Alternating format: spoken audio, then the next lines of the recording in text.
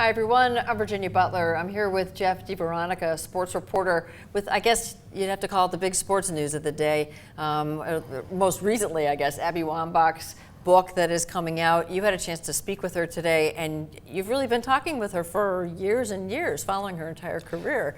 Couple decades now, yeah. Yeah, so what did she say today? We've heard her in a few different places, but you guys have a relationship, so what kind of discussion was it? I wrote this morning about not knowing as much as people think that we're supposed, they think we know. I have a relationship with her family. I've known her for 20 years since she was 14 years old. But really, to a degree, I only know what they show us and what they tell us and what they tell me. And I'm surprised, and this book really goes deep into her personal life, more so than she ever intended to do. And she admitted today in my conversation, she said, I had never planned to do this until I got the DUI charge and was arrested in Portland, Oregon in April. When that happened, she said, I need to just go all in and reveal everything to kind of start the healing process for myself. So She's she felt been like addicted to prescription painkillers, alcohol abuse for years, and her marriage was breaking up. She was retiring. She didn't have soccer in her life for the first time in her whole life, really. And she just had really lost her way and didn't know what to do. So she started drinking more and more and got herself into some pretty big trouble. Yeah. Did she say what she plans to do moving forward? I mean, she's always been that person who's fought for rights, spoken up, loudly about anything that she felt passionate about.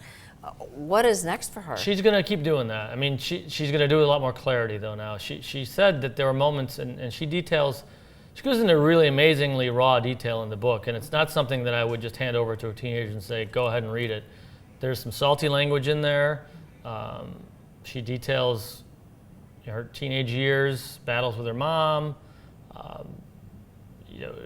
revealing to her mother when she's a lesbian. This was a moment that I think everyone wondered when that happened.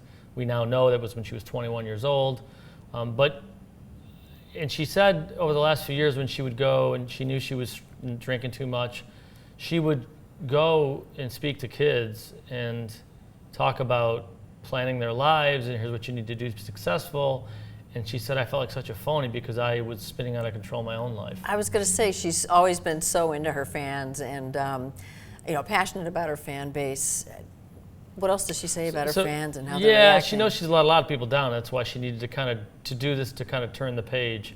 And she called it a cathartic journey. So I think she needed to cleanse herself of her past and her mistakes and get it all out there so there really is no veil anymore over what her life has been like. And I don't think her agent was nuts about this idea.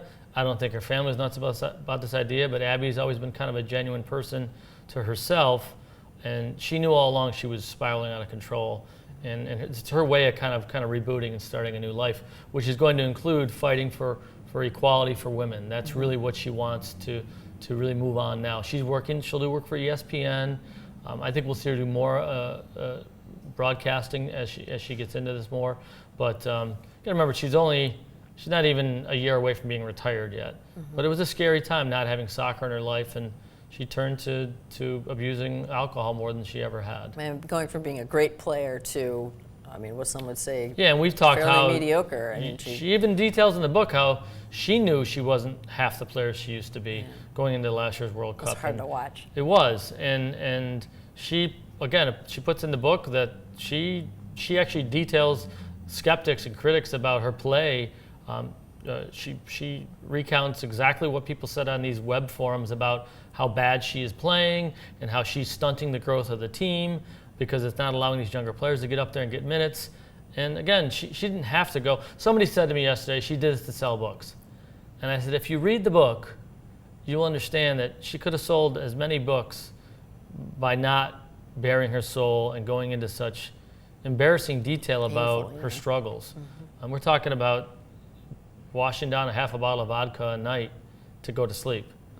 She didn't have to say that. She could have said, I drank a lot of vodka, but it was her way of just kind of saying, it's all out there now. I have no more secrets. And there's some bravery and courage in that. Certainly not endorsing going to booze or drugs, but in the way she's owning it now and not hiding behind it. And she admits she hid from this and was ashamed of it. there to me is some courage and bravery that, and she said this is to help other people now. It's not to sell books, but if I can help other people understand that people in all walks of life deal with this kind of shame, to come forward and try to get help. She had a tough time doing that, and she had all kinds of people to help her. She wants to help people kind of get on the same track she's on now. Okay, sounds like it was an interesting conversation, and there's much more in your article on the DemocratandChronicle.com. We're going to have excerpts from the book. They're posted now at DemocratandChronicle.com, and we're also going to have my question and answer with her will be posted on our website very shortly. Okay, once again, you can find all of that on DemocratandChronicle.com.